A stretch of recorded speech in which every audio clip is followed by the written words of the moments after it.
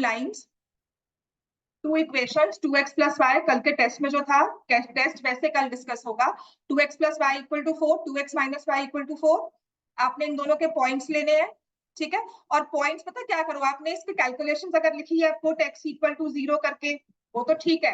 And में ना ये टेबल भी बना, थोड़ा प्रेजेंटेशन में अच्छा हो जाएगा। ग्राफ में क्या होता है, टाइम लगता है, तभी मुश्किल है ग्राफ का क्वेश्चन, बिकॉज वो टाइम लेगा।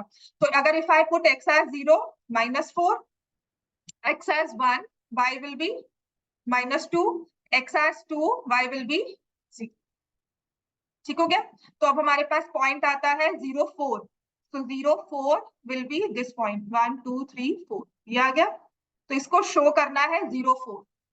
Then 1, 2, x is 1, y is 2, ये वाला पॉइंट आ गया। तो हर एक पॉइंट के साथ ना आपने उसे डिफाइन करना है कि नंबर कौन सा है। आपने पॉइंट अकेला मार्क नहीं करना, उसको नंबर, उसका कोऑर्डिनेट्स भी लिखने हैं। बेटा मैं इसको कर दूं ना, ठीक है। 2, 0, तो ये आ गया 2, 0। फिर स्ट्रेट लाइन लेकर इनको ज्वाइन कर दिया। देखो अब जैसे ये मेरा वाला, मेरे पास लिमिटेशन है because I am using a digital pen ना, तो ये जो ऐसे है ना, ये लाइन आगे को चली गई, ऐसे नहीं शो करना है आपने इसको। सो मेक श्योर आपकी जो लाइन है वो प्रॉपरली जाए, ठीक है। अब ये लाइन थी, लाइन सेगमेंट नहीं थी, तो इसको प्लीज आपने आगे कंटिन्यू करना है बोथ साइड्स। इसको अच्छे से लंबा, बड़ा स्केल लेके जाना, अच्छे से लंबा लेना। और आपके लाइन में ऐसा टिल्ट नहीं आना चाहिए, ऐसा नहीं होना चाहिए, हल्का सा भी बेंड नहीं होना चाहिए। It should appear straight completely. समझ में आ गई? यही चीजें हैं जो हमारे ग्राफ को नीटनेस में देती है। तनिष्का का ग्राफ काफी नीट था, ठीक है। आपने इस लाइन में फिर एरोज लगानी है। कोई भी इक्वेशन को आप जब प्लॉट करते हो तो you have to put these 2 arrows. जल्दी जल्दी में हम भूल जाते हैं, इसीलिए ग्राफ की प्रैक्टिस करवाती हूँ क्लास में, so that we remember these छोटी छोटी बातें याद रहे, पेपर में आधा नंबर, 1 नंबर ना कट जाए हमारा। Then I'll plot the other equation, 0 - 4, तो ये आ गया। यहाँ पर भी I'll write 0 - 4, 1 - 2, तो ये वाला आ गया। देखो मैं सब में पॉइंट्स लिख रही हूँ, 2, 0, फिर से ये आ गया, ठीक है। तो अब मैं प्रॉपर से, ऐसे भी नहीं करना, रे नहीं बनानी है हमें, लाइन सेगमेंट ही बनानी है। तो इसको कुछ इस तरह से लिख देंगे, ठीक है। जैसे ये देखो ना, ये डबल मेरा हुआ यहाँ पर, ये नहीं होना चाहिए, दिस इज रॉन्ग, राइट। ऐसा नहीं बनाना है, डबलिंग हुई ना लाइन की, ओवरलैपिंग हो रही है लाइन की, दूसरी लाइन कट गई कहीं से, तो ऐसा नहीं होना चाहिए आपके ग्राफ को, ठीक है। और इसको मैंने अब लिख दिया 2x - y = 4। ये तो आपकी 2 लाइंस बन गई, आपने इस पे पॉइंट्स बना दिए। अब उसने कहा है triangle form by the 2 lines and by axis. तो समझ में आ गया, ये वाला ट्रायंगल है, इसको थोड़ा शेड कर देना, चाहे उसने लिखा है शेड करो चाहे ना करो, अपने ग्राफ में से शेड कर देना, ठीक है। और शेड के लिए हम इसको स्ट्रेट लाइन ऐसे ड्रॉ कर देते हैं, शेडेड पोर्शन, बस थोड़ा सा स्ट्रेट लाइंस हमने ऐसे ड्रॉ कर दी। और इसके वर्टिसेस को फिर आपने ए बी सी या बी सी डी कुछ भी जो लिखना है वो लिख दिया। क्लियर हो गया? फिर एक स्केल लिखना है ग्राफ में, scale X axis 1 centimetre = 1 unit, Y axis 1 centimetre = 1। ये लिखो चाहे ना लिखो, यहाँ पर मैटर नहीं करेगा, स्टैट्स में करता है। और 10th में स्टैट्स में वो है ही नहीं ग्राफ, इक्वेशंस में ही है, तो वहां पे ये लिखना इतना मैटर नहीं करता। स्केल लिख दिया, अच्छी बात है, लिख देना, राइट। समझ में आ गया? तो पहला तो हमारी एक्सिस बनेंगी, आपने x capital, x dash, y capital, y dash capital, origin, ये ड्रॉ करना है। फिर उसके बाद जो लाइंस बनानी है उसकी एरोज प्लस सारे पॉइंट्स जो आपने लाइन के लिए हैं वो सारे इस पे शो करने हैं। Then you have to define the line also, line के साथ उसका नाम लिखना है प्रॉपरली, ठीक है। उसके बाद हम क्या करेंगे, जो हमारे 3 वर्टिसेस आए, ट्रायंगल पूछा गया है तो उनको हमने अच्छे से हाईलाइट करके और लिख दिया triangle ABC is the required triangle, graph पर ही, ग्राफ पेपर पर ही साइड पर अच्छे से लिख देना triangle ABC is the required triangle. और इसका आंसर ना ग्राफ पेपर में बना देना, वर्टिसेस आर ए 0, 4, बी 2, 0, सी 0, -4। समझ में आ गया? और फिर एरिया ऑफ ट्रायंगल चाहे ग्राफ पे लिख दो चाहे अलग से लिख दो, जैसे मर्जी। एरिया ऑफ ट्रायंगल आपने फॉर्मूला लिखा, half into base into height, half into 8, into 2 क्या आ जाएगा 8 स्क्वायर यूनिट्स। क्लियर हो गया बच्चे?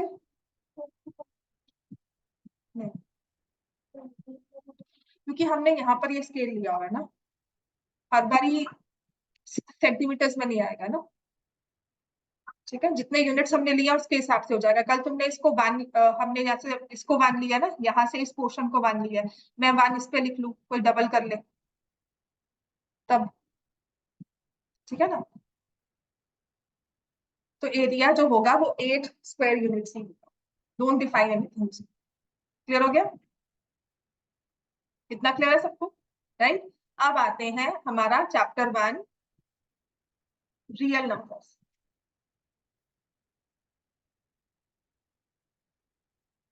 आपका टेस्ट पेपर ये कल डिस्कस होगा, चेक तो कर, तो आपको मिल ही जाएगा ये।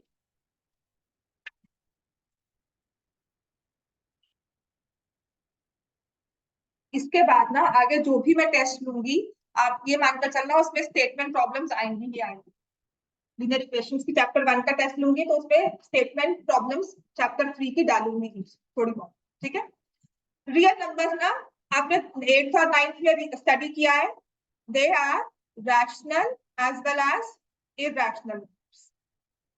रैशनल नंबर्स कौन से हुए? पी बाय क्यू फॉर्म में। इरैशनल जिनकी पी बाय क्यू फॉर्म नहीं होती, जैसे स्क्वायर रूट वाले नंबर, क्यूब रूट वाले नंबर, बेसिकली nth रूट वाले नंबर। Pi is irrational. फिर एक गोल्डन रेशियो नंबर होता है, वो भी इरैशनल है। There are many irrational numbers. Why they are called irrational? Because there is no logic. They cannot be expressed as one number divided by the other number. Rational में क्या होता है? Q is not equal to 0. P, Q are integers. ठीक है। और दूसरी चीज, अगर मैंने √3/2 लिखा तो ये रैशनल है क्या irrational? Irrational, because √3 is not an integer. So any number which has √3 square, कोई भी एक रूट है जिसको हम हटा नहीं सकते। Square root of 4 rational irrational? Rational. ठीक है। Cube root of 27 rational irrational? Rational. ठीक है। This is also rational. So therefore these numbers, इनको हम क्यूब रूट को स्क्वायर रूट को हटा सकते हैं, ये रैशनल बन गए। और ये नंबर जो है वो इरैशनल है। राइट। तो इरैशनल्स की P by Q form exist नहीं करती, रैशनल्स की P by Q form exist करती है। आपका जो पहला हमारा काम आता है इस चैप्टर में, जो एक क्वेश्चन आएगा ही आएगा, वो सबसे पहला स्टेप यही होता है। और इसको ना पेपर में कैसे करना है अभी करना होगी, 2-3 दिन इसको लिखेंगे, थोड़ा बहुत याद रहेगा। एग्जाम से एक दिन पहले 2-3 बार इसको रट्टा मारो, लिखो, और एग्जाम में वैसे ही कॉपी करके आओ और फिर भूल जाओ। फिर सितंबर टेस्ट आएगा, एक दिन पहले इसे फिर से पढ़ोगे, फिर से याद करोगे, एग्जाम में लिख कर आओगे, फिर भूल जाओगे। समझ में आ गई? दिसंबर टेस्ट आएगा, प्री बोर्ड्स आएंगे, फाइनल बोर्ड्स आएंगे, बोर्ड से 1-2 दिन पहले पढ़ना शुरू कर देंगे, इसको रट्टा मारेंगे, उसके बाद पेपर के बाद फिर भूल जाएंगे कि क्या स्टेप्स थे। इसका मतलब है इसको बार बार अगर भूल जाते हो तो वो भूल होते ही है, बिकॉज थ्योरेटिकल है। राइट। उसको ऐसे ही स्टेप्स में हमें लिखना है, हर बार इसे पढ़ना ही है। तो पहला हमारा काम है इरैशनल नंबर्स में। हाँ, एक और चीज इरैशनल नंबर्स की, they are non terminating and non repeating. और रैशनल्स क्या होते हैं? रिपीटिंग एंड नॉन टर्मिनेटिंग और नॉन रिपीटिंग एंड टर्मिनेटिंग। ठीक है। तो irrational numbers are non terminating, non repeating. Rational या तो रिपीट करेंगे या टर्मिनेट करेंगे। क्लियर हो गया? अब आते हैं हमारा थ्योरेटिकल पार्ट। लिखो, prove that √2 is irrational. School में करवा दिया सबको ये? सबको? अर्श में तुम्हें भी?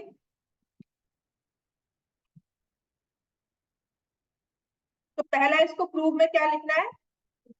Let us assume that √2 is a rational number. Therefore, √2 is equal to P by Q, where are सबसे जरूरी है को prime,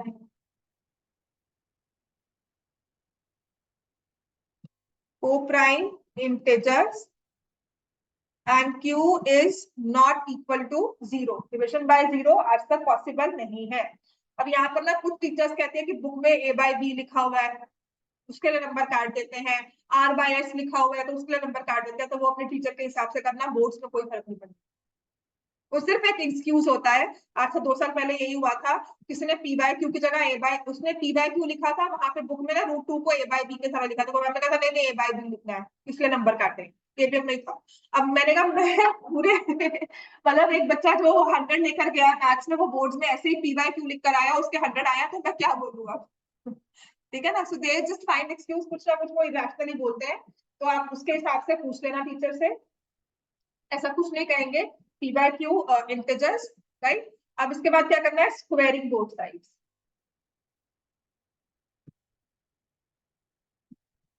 so 2 is equal to P square by Q square, cross multiply कर दो तो आ जाएगा 2Q square is equal to P square, और या फिर हम लिख देंगे Q square is equal to P square by 2।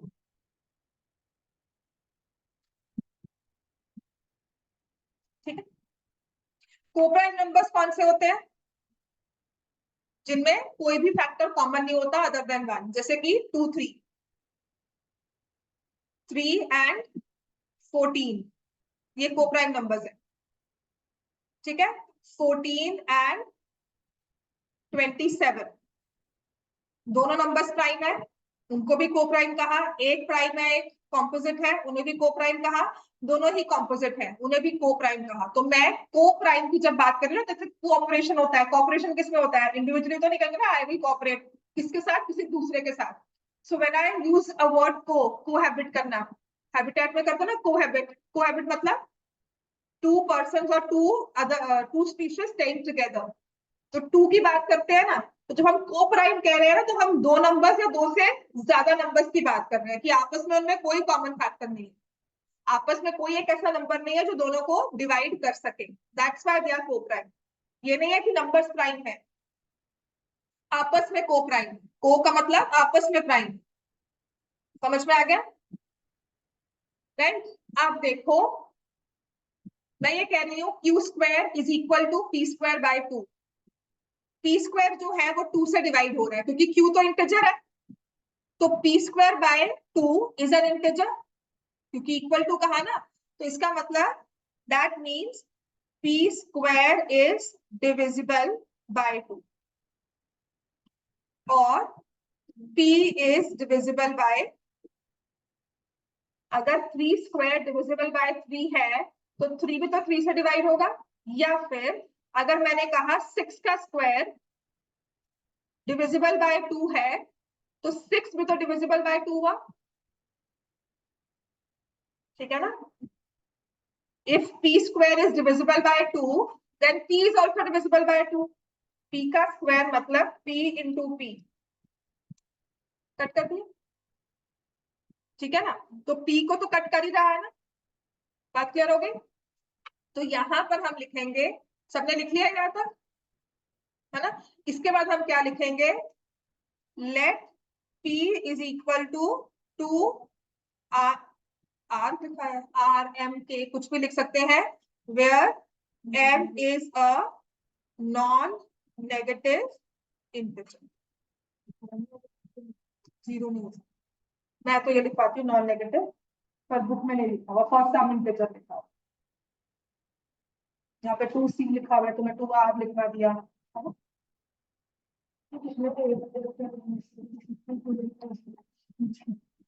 का अच्छा मतलब एक फॉर्मेट है, हाँ हाँ कुछ भी कर सकते हो, ठीक है। p is equal to 2m where m is a non negative integer, ठीक है, कि जीरो नहीं ले रहे ना हम, इतना सा बात है।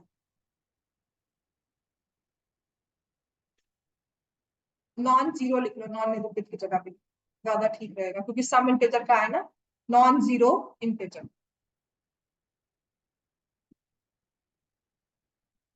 अब p की जगह हम 2m पुट कर देंगे, तो q square is equal to 2m into 2m by 2 आ गया, ये कट गया, Q square is equal to 2m², या फिर हमने कहा Q square by 2 is equal to m²।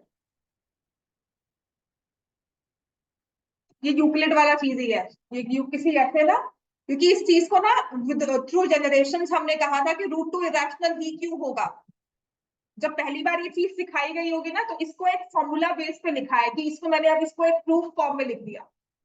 मैं आपको कह रही हूँ √2 इरेशनल है, मैंने इसको एक कहने के वे में बता दिया कि इरेशनल है, टर्मिनेट नहीं कर रहा, नॉन रिपीटिंग है, इसलिए इरेशनल है। लेकिन जब ये स्टार्ट हुआ होगा तो कैसे इसे प्रूव किया होगा, तो इस तरह से उनको समझाया होगा, सो दैट आगे के 3-4 क्लासेस, 5-6 क्लासेस, 10 क्लासेस जब आप आते हो, 10 साल के बच्चे मतलब पढ़ ले 10 साल तक, फिर 100 ईयर्स तक रिपीटेशन चला, उसके बाद ये चीज रूट होगी, मतलब दिमाग में बैठ गई कि √2 इरेशनल है। समझ में आएगा? This is the starting of maths. एक चीज का प्रूफ है जिसे आप फॉर ग्रांटेड लेकर आप यूज कर रहे हो। क्लियर हो गई? कोई नई चीज बनकर आती है और उसका प्रूफ होता है तो उसे याद करने में टाइम लगता है, तो उसके लिए एक प्रॉपर थ्योरेटिकल एक पेपर प्रेजेंट किया जाता है कि this is the reasoning behind it, we looked at it from all the angles. उसके बाद वो 4-5 साल या 10 साल 15 साल ऐसे ही रिपीट हो जाता है, दिमाग में बच्चों को पढ़ाया जाता है, so that it becomes a fact and then we overlook it कि प्रूफ उसका छोड़ दो। जैसे 2+2 4, नर्सरी में उसको पेन्स दिखाकर, एप्पल्स दिखाकर आपको सिखाया गया, इतना सिखाया गया कि अब आपको पता है 2+2 इज 4। समझ में आ गई बात? ये तो ये क्या चीज है? ये वही चीज है, Q square by 2 is equal to m²। m को भी मैंने इंटीजर कहा था, तो यहाँ पे क्या लिखूंगी, therefore Q square is divisible by 2 और q इज डिविजिबल बाय 2। देखो मैंने को प्राइम को ना प्रैक्टिकल उसमें कैपिटल्स में लिखा था, तो ये को प्राइम वर्ड बहुत जरूरी है। वैसे जो हम फ्रैक्शन फॉर्म करते हैं उसमें कोई नहीं है कि 4/6 फ्रैक्शन नहीं है, रैशनल नहीं है, ठीक है, लेकिन यहाँ पर ये को प्राइम बहुत जरूरी वर्ड है, क्योंकि यही चीज को हम अपने प्रूफ में यूज करते हैं to prove that this number is irrational. तो मैंने कहा p is divisible by 2, q is also divisible by 2, therefore p and q are both divisible by 2।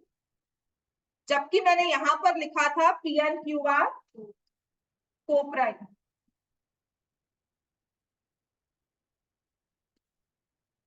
ठीक है, this means p and q have a common factor 2।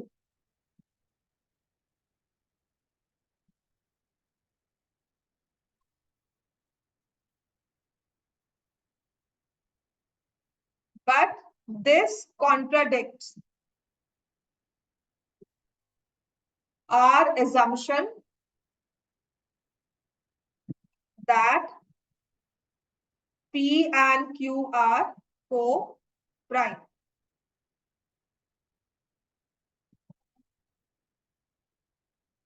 Co-prime, yeah, have no other factor, have common factors other than 1।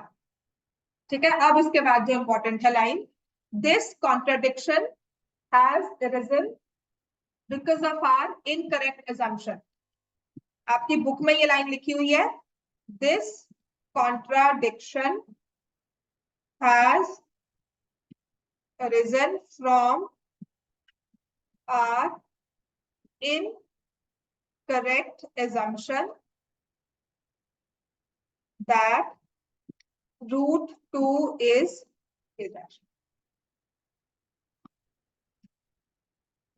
ठीक है, irrational। ये ना लिखवाया नहीं है, ये BRS जो सेक्रेड हार्ट स्कूल है ना, उसमें ये मैंने लाइन नहीं लिखवाई थी, तो मैम ने ना स्पेसिफिकली बच्चों को बोला था ये लिखना है। फिर मैंने कहा क्यों लिखना जरूरी है, क्योंकि बोर्ड है आपके ना NCERT में लिखा हुआ, लिख दो, क्योंकि कहीं भी वो उस वाले टीचर से पहुंच गए, वहां पर वैसे वाले टीचर बैठा पेपर चेक कर रहा हुआ था, नंबर काट कि नहीं लिखा, ये NCERT में लिखा हुआ, मैं भी वहीं से पढ़कर हूँ। ठीक है ना, तो रट्टा ही मारना। वही कहते हैं ना 100 साल पुराना प्रूफ होगा, 100 से भी ज्यादा साल पुराना प्रूफ है, और बुक्स पुरानी बुक्स में ऐसा ही लिखा रहा होगा, जैसे यूक्लिड ने सारी चीजें नहीं इकट्ठी करके बना दी थी, वैसे ये बने हुए प्रूफ है। ठीक है, उसको इतनी बार रिपीट कर दिया कि हमारे लिए वो फैक्ट हो गया कि पता तो है, लेकिन जब ये स्टार्ट हुआ होगा तो उनको प्रॉपर प्रूफ चाहिए था कि नहीं मुझे बताओ ऐसा क्यों है। समझ में आ गई बात? ये इसलिए इसको ऐसा ही लिखना है क्योंकि वो पहले से कॉपी किया, उन्होंने भी वहीं से कॉपी करके ना यहाँ पे चिपकाया वो चीज, ठीक है ना? So hence √2 is irrational, right? इसके पीछे ना एक लॉजिक होता है कि जैसे we say in some countries even if you commit a even if you lie they they take it as a crime. जैसे बाहर अगर हम कहते हैं ना कि झूठ बोलने, वो झूठ नहीं जल्दी बोलते हैं बच्चे, because they know that झूठ बोलना गलत है, they speak the truth, right? और यहाँ पर हम बड़ी जल्दी झूठ बोल देते हैं। तो क्यों हुआ था या कैसे वो चीज शुरू हुई थी? बिकॉज अर्लियर जब झूठ बोलता था कोई भी तो उसको कैपिटल पनिशमेंट देते थे। सो वो इतने साल ट्रेंड चला है, कंटिन्यूअस हुआ है कि they have come in their blood now कि no this is a crime, even if you say it wrong, तो वो बहुत बड़ा इसको मानते हैं जी। अब उसके लिए कैपिटल पनिशमेंट नहीं है या कोई भी पनिशमेंट नहीं है, but that thing is ingrained in our mind कि नहीं वो गलत है। समझ में आ गया? तो ऐसे ही ये चीज हमारे दिमाग में बैठ चुकी है दैट √2 इज इरेशनल, राइट? और इस चीज को हमने थ्योरेटिकली प्रूव किया है, उसके लिए प्रॉपर प्रूफ है, इसके लिए कोई इसमें आप वो मत सोचना कि ऐसा नहीं लिखा, ऐसा नहीं लिखा, इसको ऐसे ही रखना मत। अब यही चीज √2 के साथ आई है, वही चीज हम लिखेंगे, √3 is irrational, √5 is irrational, √7 is rational, सब लिख सकते हैं। जहां जहां 2 है वहां वहां हम 3 लिखते हैं। एक प्रूफ याद करेंगे और सिर्फ √2 की जगह यहाँ पर √3 लिखना शुरू कर देंगे। जो मेरा प्रूफ है ना यहाँ से स्टार्ट होगा, let us assume that √3 is irrational, √3 is equal to p/q, यहाँ पे 3, यहाँ पे q² is ये आ जाएगा divisible by 3, p is divisible by 3, p is equal to 3m, then यहाँ पे 3m 3m। समझ में आ गया? जहां जहां 2 है वहां वहां हम 3 लिख देंगे और सेम प्रूफ ऐसे ही चलेगा। सेम फॉर √5, सेम फॉर √7, कोई भी हमारा प्राइम नंबर। समझ में आ गया? ठीक है। अब इसके बाद जो लास्ट ईयर आपके पेपर में भी, जो अभी बोर्ड के पेपर में भी आया था, या तो ये एज इट इज 3 नंबर का क्वेश्चन आएगा, प्रूव दैट √3 इज इरेशनल, या फिर हमारे पास आता है sum of 2 irrational numbers is also irrational. तो वो कहता है, लिखो पहली टाइप आई, prove that √3 plus √5 is irrational। ठीक है, दोनों ही इरेशनल नंबर्स है, उनको ऐड किया, वो प्रूव करना है इरेशनल है। और इसमें आपको कुछ नहीं दिया होता, सेम टू सेम ऐसे लिखना है, लिखा हुआ है। तो हम क्या करेंगे, हम पहले √3 लिख लेंगे, लेट √3 बी रैशनल, उसका प्रूफ। ठीक है, समझ लो बस ये पहले √3 वाला इरेशनल वाला प्रूफ जो है ना, √3 इरेशनल, वो पूरा का पूरा यहाँ चिपका दो। ठीक है, फिर हम लिखेंगे similarly √5 is also irrational, similarly we can prove।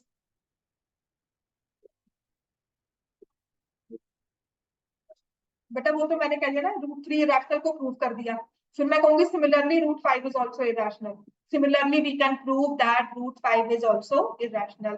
फिर sum of 2 irrational numbers is always irrational, या यहाँ पे माइनस होगा तो आपको वो भी पता है कि division of 2 irrational numbers is always irrational, therefore √3 plus √5 is irrational. समझ में आ गया?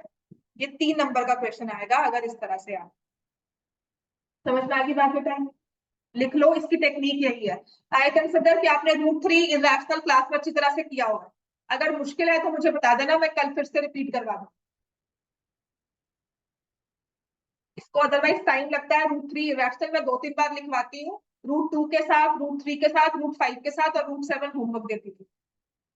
बट आपका रिस्पॉन्स देखकर लग रहा है ये आता है √3 इरेशनल। स्टेप बाय स्टेप याद करना है, पेपर से एक दिन पहले ही याद करना है, ताकि कुछ भी ना भूले, एज इट इज लिख कर आए। हिस्ट्री के इतने बड़े बड़े आंसर लिखते हैं तो 3 नंबर के इतना आंसर हमें लिखना ही है। समझ में आ गया? अब इसके डिफरेंट वेरिएशंस जो है वो, पहली है √3 plus √5 इरेशनल। तो सबसे इजी इसका फॉर्म क्या रहेगा, आप √3 को इरेशनल प्रूव करोगे, प्रूफ √3 irrational in detail।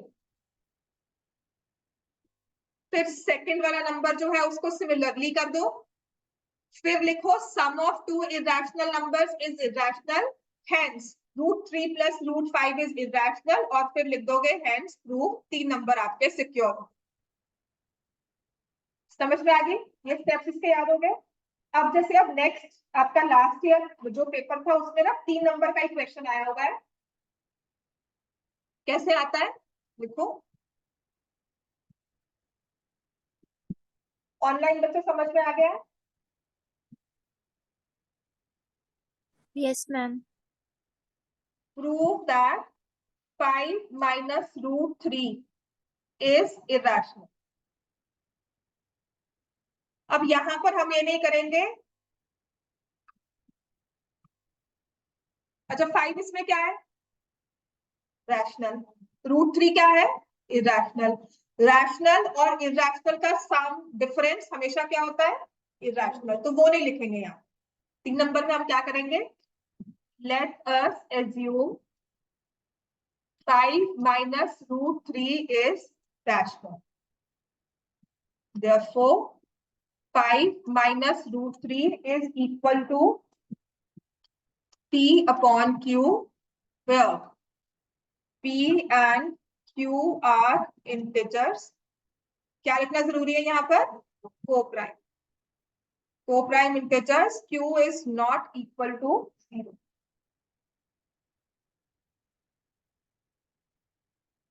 ठीक है। अब इसके बाद इसको स्क्वायरिंग नहीं करना, बहुत इजी है। जो आपका इरेशनल पार्ट है ना उसको अलग करना है।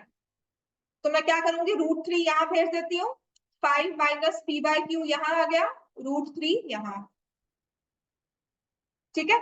फिर एलसीएम ले लिया, 5Q minus P/Q equal to √3, ये आ गया। ठीक है। ध्यान से यहाँ पे एलसीएम ले लेना, 5Q minus P/Q। √3 बिल्कुल अलग करना है हमें, राइट। अब इसके बाद क्या करना है हमें? कुछ नहीं हमें और करना। आपको ना गिवन होगा √3 इज इरेशनल। यहाँ पे होगा prove that 5 minus √3 is irrational given √3 is irrational. ठीक है। अब हम क्या करेंगे? Since P and Q are integers, since P and Q are integers, therefore 5Q minus P divided by Q is rational। समझ में आ गया? ठीक है। ये लिखना है वहां पर, whereas √3 is irrational गिवन है ये तो।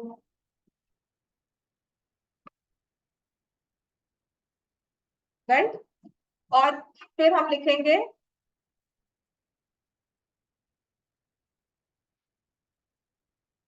this contradicts our assumption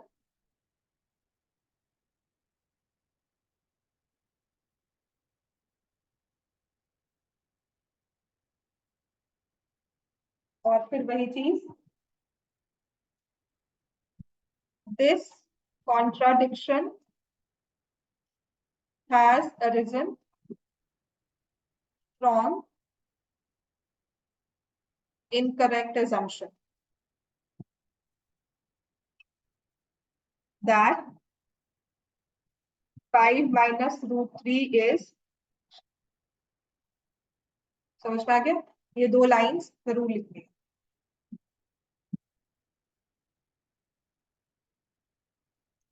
clear हो गया? राइट। हेंस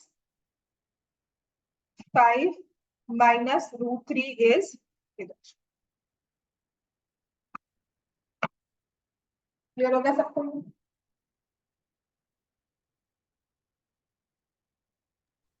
मैम जैसे यहाँ पर √3 इरेशनल ऑलरेडी गिवन है, पर अगर हमें पेपर में ना दिया हो ये तो हम पहले √3 भी सॉल्व करना पड़ेगा। बिल्कुल वही मेरा नेक्स्ट था। यहाँ पर आपको दिया हुआ है √3 इरेशनल है ना, जो फाइनल आपके बोर्ड्स में भी आया हुआ है लास्ट वाले सेशन में ही कि √3 इरेशनल है। बाई चांस ना स्कूल टीचर्स आपको ना दें √3 इरेशनल है, तो वहां पर आपको प्रूव करना पड़ेगा। हाँ, √3। फिर उसके बाद आप क्या कर दोगे, √3 इरेशनल प्रूव करने के बाद रैशनल माइनस इरेशनल कर सकते हो, वो टीचर्स एक्सेप्ट कर लेती है। पर डायरेक्टली आप लिख दो 3 नंबर में तो वो एक्सेप्ट नहीं करते।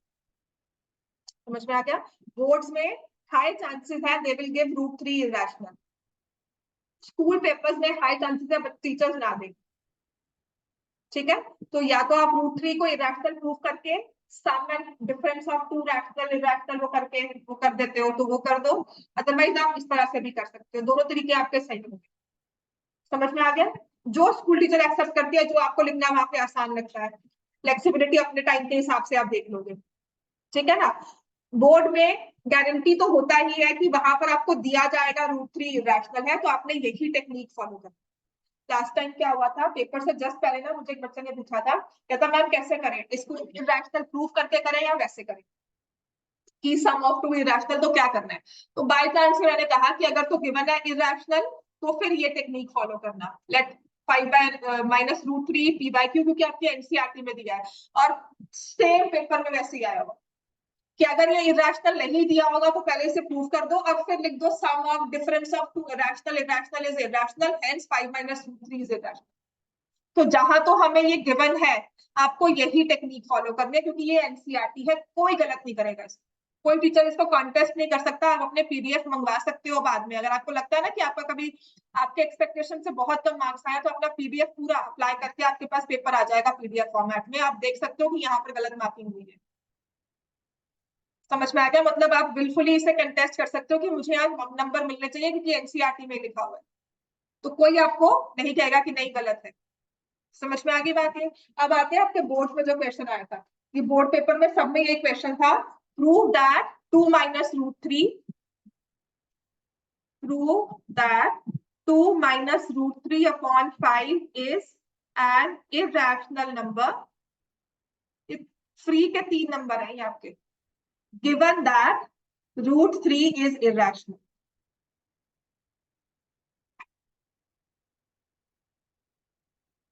पेपर मुश्किल कैसा हुआ, ये हमारे गिवन मतलब ये फ्री के 3 नंबर है, चेपी मार करनी है बिल्कुल। तो हम क्या करेंगे, let us assume 2 minus √3 by 5 is a rational number, therefore 2 minus √3 by 5 is equal to p/q। अब मैं ये चीज क्यों करवा रही हूँ, क्योंकि यहाँ पर आपको अपनी कैलकुलेशंस को बहुत ही अच्छे से करना है। एक बार ऐसा हुआ था, एक बच्चा था उसने क्या किया, नंबर दिया हुआ था 2 minus 5 √3 इक्वल टू p/q, तो उसने कुछ ऐसा किया, जब इसको सॉल्व किया तो 5 √3 इक्वल टू 2 minus p/q होता है ना। फिर उसने क्या किया 5 √3 2 minus p/q लिख दिया और ये 5 नीचे ले गए। ये गलत हो गया, मैम ने ना यहाँ पे आधा नंबर 1 नंबर काट, क्या गलती की है यहाँ पर, 2p नहीं लगाया, 2q नहीं लगाया यहाँ। ठीक है, तो इसी चीज का ध्यान रखना, अगर गलती ना हो ये चीज की तो बहुत अच्छी बात है क्योंकि नंबर कटेंगे उसके। फिर हमने इसे क्रॉस मल्टीप्लाई किया, 2q minus q √3 equal to 5p। फिर इसके √3 वाले पार्ट को अलग करना है और pq वाले पार्ट को जिसमें रूट नहीं है उसको अलग करना है, और फिर जो √3 है उसको बिल्कुल अलग से अलग कर देना है।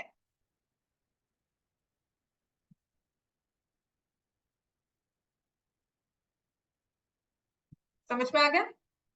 2q minus 5p/q। अब यहाँ पर अगर 2p minus 5q लिख दिया या -2q लिखकर कुछ कर दिया तो वो बिल्कुल गलत होगा, उसके नंबर कटेंगे ही कटेंगे। तो बिल्कुल सही तरह से हमें लिखना है विद साइन ऑल्सो। क्लियर हो गया? यहाँ पर फिर आप लिखोगे since p and q are integers, therefore 2q minus 5p/q is rational।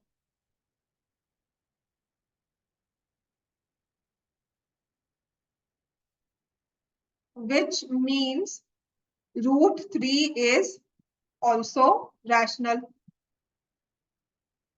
This contradicts fact that root 3 is irrational. वो आपको गिवन है, उस फैक्ट को ये कॉन्ट्राडिक्ट कर रहा है, ठीक है. And this contradiction has arisen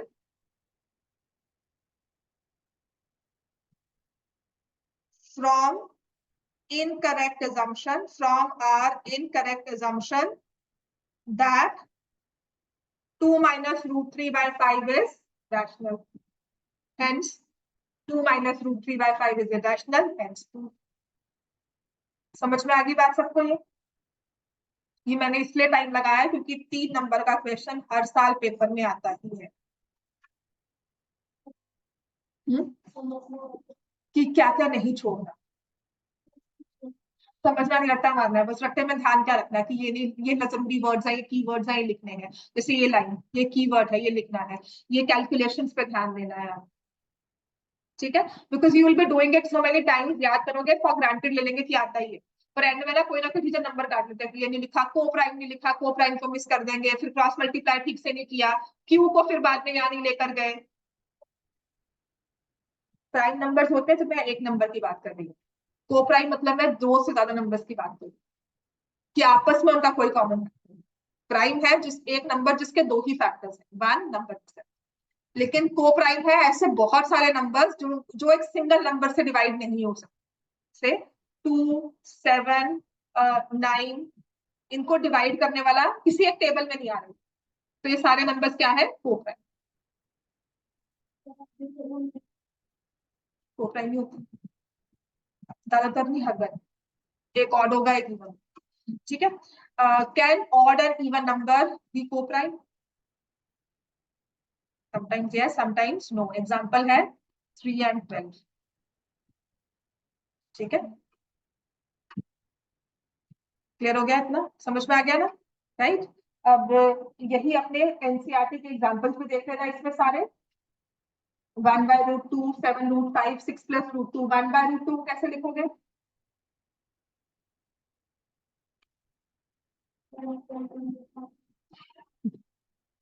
p by q वही 1 by root 2, ठीक है ना. इसको प्रूव करना है. लेट p by q वही सारा लिखकर, है ना. Where p and q are coprime, तो q by p equal to root 2 हो जाएगा. q and p इंटीजर्स है, q नॉट इक्वल टू 0 है. q and p इंटीजर्स है, therefore this is rational, this is irrational. Hence true. वही सब चीजें आ जाएंगी. मतलब वही टेक्निक फॉलो करते हैं कि इसे 1 by root 2 दे दिया. आपकी एनसीईआरटी में 7 root 5 दिया हुआ है, उसका एक एग्जांपल भी दिया हुआ है. फिर उसके बाद 6 plus root 2 दिया हुआ है, तो उसका एग्जांपल भी दिया हुआ है. ऐसा ही नंबर्स आएंगे. लास्ट के बोर्ड में ये आता, ठीक है. उससे पहले ना डायरेक्टली एक आया था उसके पिछले साल वाले पेपर में, prove that root 3 is irrational. एक पेपर में ये दे दिया, एक पेपर में कोई और प्रूफ इसी चैप्टर में से दे दिया, जो मैं आपको नेक्स्ट एचसीएफ एलसीएम करते हुए करवाऊंगा. समझ में आ गया? वो एचसीएफ और एलसीएम में आता है. कितना क्लियर है हमें सबको? ये कॉमन क्वेश्चन था 28, जो हमारा ये वाला 2 minus root 3 by 5 है. ये तीनों सेट्स में सेम क्वेश्चन था. समझ में आ गई बात? ही सबको क्लियर है? किसी को कोई डाउट इसमें? ठीक है.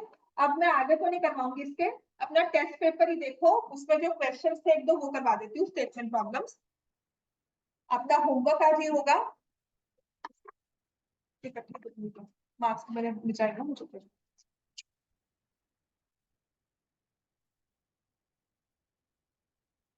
क्वेश्चन नंबर 6 जो था आपके टेस्ट पेपर का, है ना. ये आपके एग्जाम्पलर में है. एनसीईआरटी में भी ऐसा एक क्वेश्चन था, पुरानी वाली में ऑप्शनल में. There are some students in an examination hall. एक हॉल से दूसरे हॉल में 10 बच्चे भेज दो, दोनों इक्वल हो जाते हैं.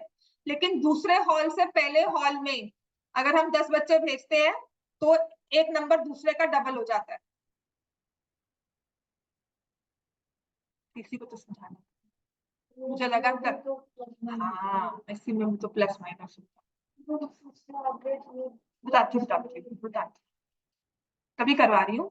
गलत था, मैंने काफी मतलब पेपर बाकी का तो उड़ता हुआ चेक किया, तो 2 बच्चों का, तो मुझे लगा उसने भी गलत किया, दैट्स व्हाई मैं करवा रही हूँ। बाकी तो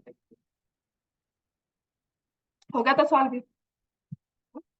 ठीक है, आपने एग्जामिनेशन हॉल में एक्स ले लिए, एग्जामिनेशन हॉल में वाई ले लिए, बी में वाई ले लिए। एक हॉल एक्स, एक हॉल ए है, उसमें एक्स स्टूडेंट्स, हॉल बी में वाई स्टूडेंट। समझ में आ गया ऑनलाइन बच्चों? Let the number of students in hall A X, let the number of students in hall B Y. According to question क्या लिखा है? 10 students are sent from A to B. A से B में पहुंचे 10 बच्चे, तो ए में कितने हो गए? x माइनस 10, बी में कितने हो गए? इक्वल नहीं, -10 + 10 कैसे कैंसिल होगा? तो ये आ जाएगा x minus Y minus 20 equal to. ठीक है, दूसरा क्या कहता है कि नहीं, अगर आप बी में से बच्चे भेजते हो ए में, कितने? 20, तो ए में कितने हो जाएंगे? x + 20, बी में कितने हो जाएंगे? y minus 20। Then number of students in A becomes double the number of students in B. Number of students in A is double of number of students in B. समझ में आ गया? तो मैंने आपको क्या कहा था कि जो नंबर ऑफ स्टूडेंट्स है ना इन A, इसकी जगह ना, ये नंबर ऑफ स्टूडेंट्स की जगह हमारा एक्सप्रेशन होना चाहिए x + 20। समझ में आ गया? Number of students in B, इसकी जगह मैं अपना रिप्लेसमेंट ले लूंगी y minus 20। Now your question mathematical form में कह रहा है x + 20 is double of y minus 20। बात समझ में आई? इंग्लिश लैंग्वेज को मैथ्स में कन्वर्ट किया, तो number of students in A को मैंने रिप्रेजेंट किया x + 20 से, number of students in B को रिप्रेजेंट किया y माइनस 20 से, तो x + 20 is double of y minus 20। Clear हो गया? ये क्वेश्चन करके आना, तो यहां से मेरे पास आ जाएगा x + 20 is equal to 2y minus 40। तो बच्चे ये हो जाएगा x minus 2y equal to -60, या +60 लिख लो, क्योंकि मैंने यहाँ पर पहली वाली इक्वेशन को भी वैसे लिखा है। ये इक्वेशन 1 और ये हमारी इक्वेशन 2, इसको साइड बाय साइड लिखकर सॉल्व कर लो। सब्स्टिट्यूशन भी कर सकते हो, एलिमिनेशन भी कर सकते हो, जो भी आपको टेक्निक ठीक लगे, आपकी अपनी मर्जी है। ये -y + 2y है, तो ये हो जाएगा y माइनस 80, ये माइनस है यहाँ पर, इक्वल टू 0, तो y की वैल्यू क्या आ गई? 80। और अगर y 80 है, यहाँ पुट करोगे तो x कितना आएगा? 100। पुट y as 80, तो आप लिखोगे x minus 80 minus 20 equal to 0, तो x की वैल्यू कितनी आ जाएगी? 100। तो हॉल A में there are 100 students and hall B has 80 students. तो 10 बच्चे यहाँ भेजते हो 90, 20 बच्चे यहाँ से भेजते हैं तो 120, 60। समझ में आ गया? क्लियर हो गया? टेस्ट पेपर दोबारा रिवाइज करना, √3 इरेशनल वो दोबारा रिवाइज करना, और टेस्ट पेपर जितने क्वेश्चंस हो सकते हैं दोबारा से वो करके आने हैं कल क्लास में। मैं चेक करूंगी क्लास में और आपको टेस्ट पेपर देखकर सारे डाउट्स वगैरह सब क्लियर कर दूंगी। ठीक है, ग्राफ पेपर मैंने करवा दिया, ग्राफ का क्वेश्चन करवा दिया, और ये क्वेश्चन नंबर 6 करवा दिया। बाकी स्टेटमेंट प्रॉब्लम तुम्हारी काफी गलत थी, तुमने वो बॉयज एंड मेन और बॉय वाला भी क्वेश्चन गलत किया, उसकी इक्वेशन गलत फॉर्म की है।